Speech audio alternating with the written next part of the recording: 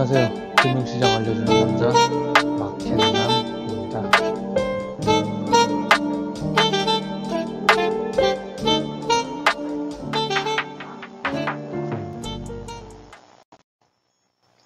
(2025년 2월 3일) 월요일 모닝데일리입니다. 먼저 주가지수 일간 변동 살펴보겠습니다.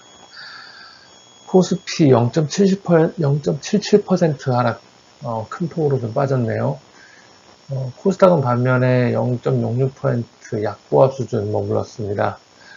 728포인트 여전히 낮은 수준이고, S&P 500 0.5% 빠진 6043포인트 기록했습니다. 나스닥도 0.28% 조정받았네요. 19627포인트 수준입니다. 니케이 225 0.15% 소폭 상승이고요. 상해 저압하고 홍콩 항생은 중국 춘제 기간이므로 열지 않았습니다. 독일 닥스 지수 0.02% 상승, 강보 압세로 마감했습니다. 전일자 주가 지수 특징들을 보자면, 일단 코스피 외국인 현물 매도가 1.1조 있었죠. 전기, 전자 중심으로 있었고요. 미국은 관세 시행으로 좀 빠지는 모습을 보였습니다. 위험자산 가격이 전반적으로 조정받는 모습 보였고요.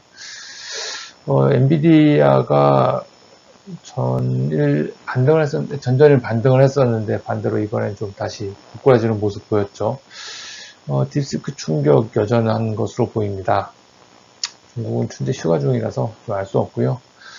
유로존이 좀 특이합니다. 독일 닥스 지수 추이 보시면 한 달간 정도 되는 추이인데 꾸준히 반등을 하고 있는 모습입니다. 유로존 경기 안 좋다고 계속 얘기 나오고 있지만 바닥을 찍은 건지 반등하고 있는 모습이에요.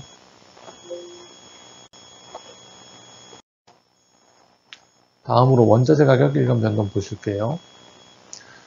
WTI가 0.27% 빠졌고요. 헬리어브, 미국에서 거래된 헬리어브 천연가스 0.1% 빠졌습니다. 유럽 천연가스, TTF 천연가스 3.49% 큰 폭 올랐죠. 금은 0.36% 소폭, 최고점 수준에서 소폭 조정받는 모습 보였고요. 구리가 0.88% 꽤나 빠져나가는 모습입니다. 계속 하락 추세, 좀 반등하나 싶었더니 다시 하락 추세 꺾여 내려가는 모습이고, 블룸버그 상품 지수 전반적인 원자재 가격들은 완만하게 하락하는 마이너스 0.43% 일간으로 기록을 했습니다. 일단 관세 뉴스 나오면서 높은 유가가 높은 변동성을 보였고요.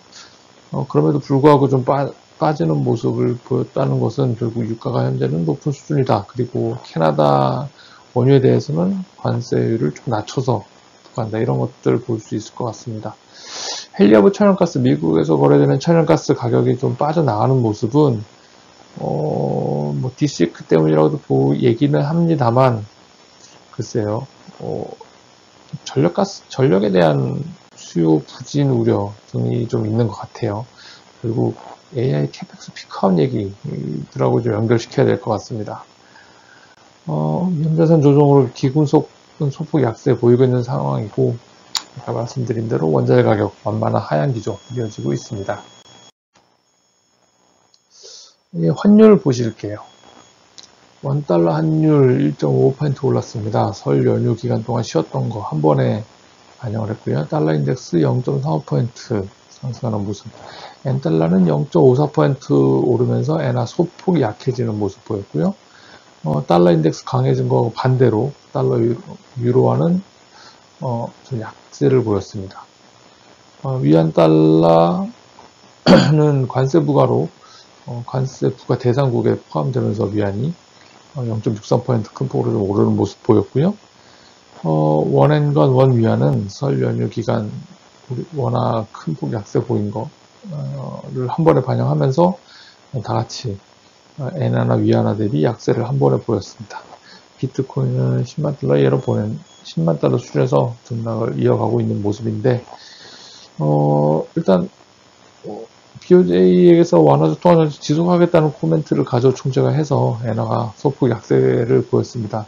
엔화 강세로 좀 내려가다가 기준금리 인상 이뤄진 뒤에 좀 반등하는 모습 보이고 있고요. 위안화뿐만 아니고 캐나다 달러와 멕시코 페소 역시 약세를 보였습니다. 오늘이 좀 올라가는 모습 보였고요. 비트코인은 관세 부과 이후에 조정을 보이고 있는데 좀 위험자산 조정이 이어지면서 같이 좀 내려가는 모습 좀 보이고 있는 것 같습니다. 금리 쪽 한번 보실게요. 국고 3년 지난 금요일날 3년물 1bp 오르면서 2.57% 기록했고요. 국고 10년물은 강보권에서 머물렀습니다. 0.4bp 빠지면서 2.857%. 미국채 2년은 0.3bp 하락하면서 4.19% 수준이고요. 강보권이네요. 미국채 10년은 4.542%, 2.5bp 오르면서 소폭 약세 보였습니다. 미국채 10년 2.6bp 올랐고요. 호주국채 10년이 5.3bp 좀 많이 올랐네요. 4.432%. 독일국채 10년 2.458%, 6bp 빠졌습니다. 큰 폭으로 좀 빠졌네요. 일단 원화 금리는 국채금리가 설 연휴 기간에 글로벌 금리가 좀 빠져 내려오는 모습을 보였는데 그럼에도 불구하고 설 연휴 이후에 원화 약세 때문에 그렇게 금리가 빠지지 못하는 모습 보였습니다. 미국 금리는 PC 물가지표가 발표가 됐죠. 그러면서 금리 높은 변동성 보이는데 사실 미국채 10년 금리가 큰 폭으로 한 5bp 정도 오르다가 2.5bp 수준으로 좀 내려와서 마감하는 수준으로 보였습니다. 독일은 금리가 크게 뽑아졌거든요. 6bp 빠졌는데 이거는 CPI가 상승률이 좀 예상치를 미스하고 큰 폭으로 좀 하락을 하면서 인플레이션 압력이 사라지면서 국채 금리가 좀 크게 빠지는 모습 보였네요. 다음으로 지난 금요일과 주말 사이에 나왔던 경기 지표 리뷰 한번 해보겠습니다. 뭐 많이 나왔네요. 미국 PC 물가지수가 아까 나왔다고 말씀드렸죠. 12월 PC 물가지수 헤드라인이 YOY로 전년 대비해서 2.6% 예상치 부합하고요. 전월 2.4% 대비해서 확대되는 모습 보입니다. PC 물가지수는 페드 미국 연준의 물가 목표치를 해서 가장 큰 영향을 미치는 그런 경기 지표를 할 수 있습니다. 근원 PC를 보시면 석유류하고 식료품 가격을 뺀 근원 PC 보시면 2.8% 많이 올랐네요. 전월치도 2.8% 높은 수준을 유지하고 있습니다. YOY도 중요하지만 현재 어떻게 되고 있는가 흐름을 보려면 MOM 전월 대비를 봐야겠죠. PC 물가지수 전월 대비 0.3%, 전월치 0.1% 대비해서 좀 오른 수치네요. 근원 PC도 0.2% 예상치 둘 다 부합을 했고요. 전월치 0.1%에서 소폭 더 확대되는 모습 보였습니다. 12월 개인 소득하고 개인 소비 발표가 됐는데 개인 소득 전월치 0.3%였는데 이번에 0.4% MOM으로 올랐습니다. 예상치에 부합하는 모습이고요. 개인 소비도 0.7%를 기록했습니다. 전월치 0.6% 대비해서 확대되는 모습이고 예상치 0.5%를 상회했어요. 특히 더 중요한 거는 전월치가 0.4%에서 0.6%로 수정됐음에도 불구하고 그 실추치는 이번에 12월엔 더 크게 확대됐다. 1월 시카고 PMI가 발표됐는데 예상치 40%였는데 39.5%로 조금 하회했습니다만 전월치 36.9%보다는 늘어난 모습을 보입니다. 아까 말씀드린 독일 금리가 하락했다는 말씀드렸는데 CPI가 발표됐죠. 2.3% 1월에 YOY로 기록을 했습니다. 예상치는 2.6%, 전월치 2.6%였는데 하락하는 모습, 추세적으로 하락하는 모습 보이고요. 예상치도 하회했고 MOM으로 보자면 MOM이 마이너스 0.2%네요. 예상치는 플러스 0.1%였는데 이를 마이너스로 돌려놨습니다. 전월치 대비해서 큰 폭으로 빠졌네요. 전월치가 0.5%였습니다. 그리고 한국 수출, 1월달 수출 발표가 됐습니다. 많이 안 좋은 모습이었죠. 뉴스에도 많이 나왔는데, 마이너스 10.3% 기록했고요. 예상치보다는 좋았습니다. 마이너스 13.5%였는데, 이거보다는 좋은 모습 보였고요. 전월치는 6.6%였습니다. 이렇게 크게 갑자기 빠진 모습은 설 연휴로 인해서 큰 폭으로 감소한 모습이겠죠. 그래서 물가 지수가 예상치에 미국은 부합을 했습니다만, 전월치 대비해서는 좀 올라가는 모습을 전반적으로 보였고, 인플레이션 압력이 좀 남아있다라는 것을 좀 시사하고 있습니다. 파월 연준의장이 밝힌 바하고 동일한 모습 보였고요.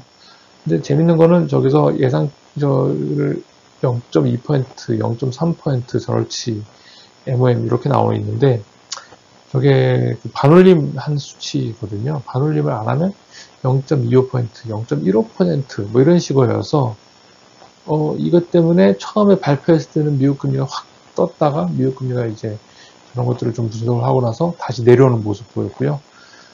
주식 시장은 좀 여기에 영향을 안 받았어요. 관세가 좀 더 영향을 좀 크게 미쳤던 것 같습니다. 시카고 PMI 예상치 하였지만 전월 대비 크게 상승한 모습 보이는데, 시카고 PMI가 이제 ISM 제조업 곧 발표될 예정이죠. ISM 제조업을 어떻게 보면 좀 프락시 역할을 좀 하고 있기 때문에 이 부분이 좀 중요한데, 이런 걸 미뤄보면 ISM 제조업이 좀 상승하는 모습 나타날 가능성이 좀 있어 보입니다.